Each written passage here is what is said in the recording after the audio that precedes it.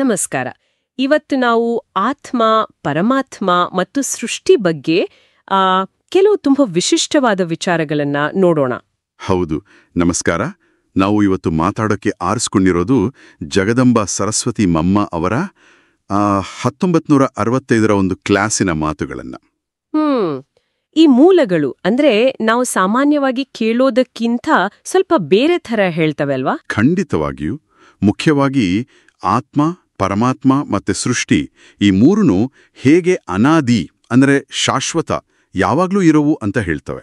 ಓ, ಅದನ್ನ ಅರ್ಥ ಮಾಡ್ಕೊಳ್ಳೋದೇ ಇವತ್ತಿನ ನಮ್ಮ ಪ್ರಯತ್ನ.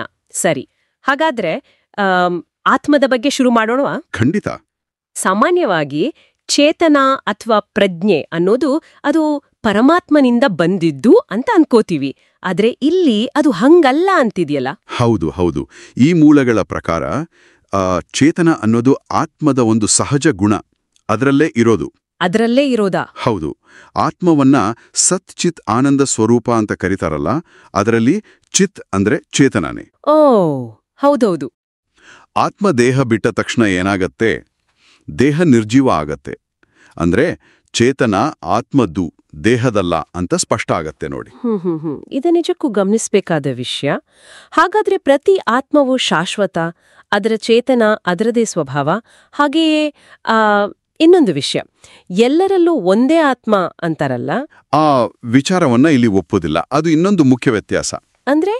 ಅಂದ್ರೆ ಪ್ರತಿಯೊಬ್ಬ ಮನುಷ್ಯನಿಗೂ ಅವರದ್ದೇ ಆದ ಬೇರೆಯಾದ ಆತ್ಮ ಇರುತ್ತೆ, ಅವರವರ ಕರ್ಮ ಸಂಸ್ಕಾರಗಳ ಜೊತೆಗೆ. ಓಹೋ, ಪ್ರತಿಯೊಬ್ಬರದು ಬೇರೆ ಬೇರೆನೆ. ಹೌದು. ಈ ಆತ್ಮಗಳು ಏನಾಗುತ್ತೆ ಅಂದ್ರೆ ಜನ್ಮ ಮರಣದ ಚಕ್ರದಲ್ಲಿ ಸಿಕ್ಕೊಂಡು ತಮ್ಮ ಮೂಲ ಪವಿತ್ರ ಸ್ಥಿತಿ ಅಂದ್ರೆ ಸತೋಪ್ರಧಾನ ಸ್ಥಿತಿಯಿಂದ. ಸತೋಪ್ರಧಾನ ಅಂದ್ರೆ ಸತ್ವಗುಣ ಪ್ರಧಾನ, ತುಂಬಾ ಶುದ್ಧ ಉನ್ನತ ಸ್ಥಿತಿ. ಅದರಿಂದ ಆಮೇಲೆ ಕರ್ಮಗಳ ಪ್ರಭಾವದಿಂದ ಕೆಳಗೆ ಬೀಳ್ತಾ ಬೀಳ್ತಾ ಅಶುದ್ಧ ಆಗ್ತಾ ತಮೋಪ್ರಧಾನ ಸ್ಥಿತಿಗೆ ಬಂದ್ಬಿಡ್ತವೆ. ಕೆಳಗೆ ಇಳಿಯುತ್ತೆ. ಸರಿ, ಇದು ಆತ್ಮದ ಬಗ್ಗೆ ಆಯ್ತು.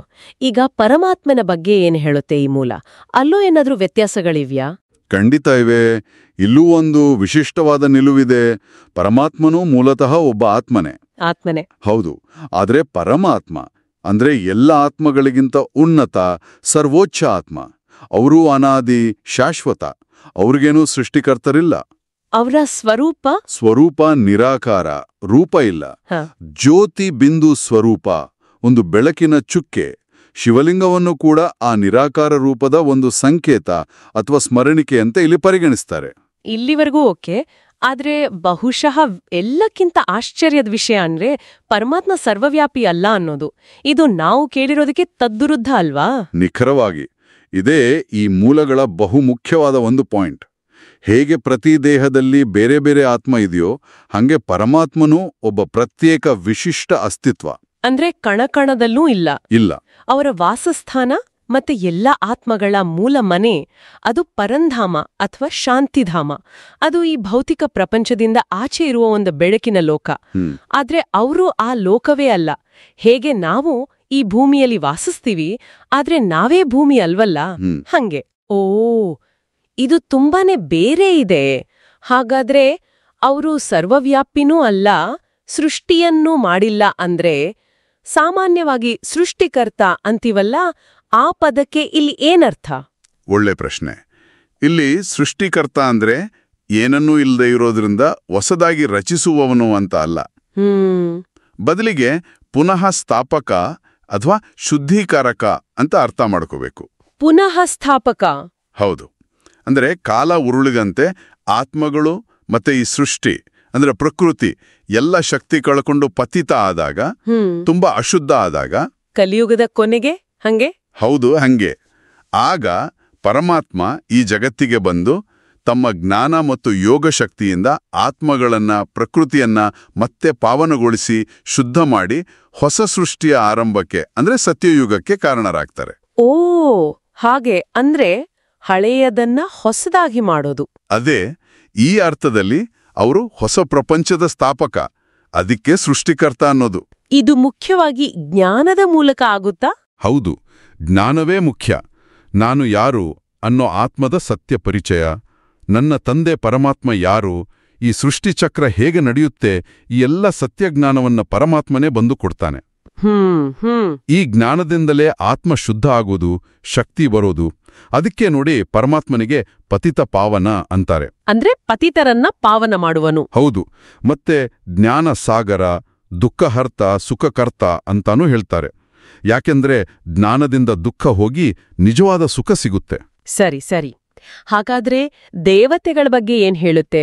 ಸಾಮಾನ್ಯವಾಗಿ ದೇವತೆಗಳೇ ಶ್ರೇಷ್ಠ ಅಂತೀವಲ್ಲ. ಇಲ್ಲಿ ಅದಕ್ಕೂ ಒಂದು ಸ್ಪಷ್ಟತೆ ಇದೆ ನೋಡಿ. ಸಾಮಾನ್ಯ ಮನುಷ್ಯ ಆತ್ಮಗಳೇ ಒಳ್ಳೆ ಕರ್ಮ ಮಾಡಿ ಪರಮಾತ್ಮನಿಂದ ಶಕ್ತಿ ಪಡೆದು ದೇವತಾ ಪದವಿ ಪಡಿತಾರೆ. ಹೌದಾ? ಹೌದು. ಹಾಗಾಗಿ ಪರಮಾತ್ಮ ದೇವತೆಗಳಿಗಿಂತನೂ ಮೇಲೆ. ಅವರನ್ನು ಒಂದ್ರೀತಿ ರಚಿಸುವನು. ಕೆಲವು ಚಿತ್ರಗಳಲ್ಲಿ ದೇವತೆಗಳು ಶಿವಲಿಂಗ ಪೂಜೆ ಮಾಡೋ ಹಾಗೆ ತೋರಿಸ್ತಾರಲ್ಲ. ಹೌದು. ಅದು ಬರೀ ಭಕ್ತಿಯ ಒಂದು ಕಲ್ಪನೆ. ವಾಸ್ತವದಲ್ಲಿ ದೇವತೆಗಳೇ ಪರಮಾತ್ಮನ ರಚನೆ. ಅವರು ಭಕ್ತರ ತರ ಪೂಜೆ ಮಾಡಲ್ಲ. ಸರಿ. ಹಾಗಾದ್ರೆ ಸೃಷ್ಟಿ ಕೂಡ ಅನಾದಿನೇ? ಹೌದು. ಸೃಷ್ಟಿ ಅಂದ್ರೆ ಈ ಡ್ರಾಮಾದ ಸ್ಟೇಜ್ ಇದ್ದ ಹಾಗೆ. ಅದು ಅನಾದಿ.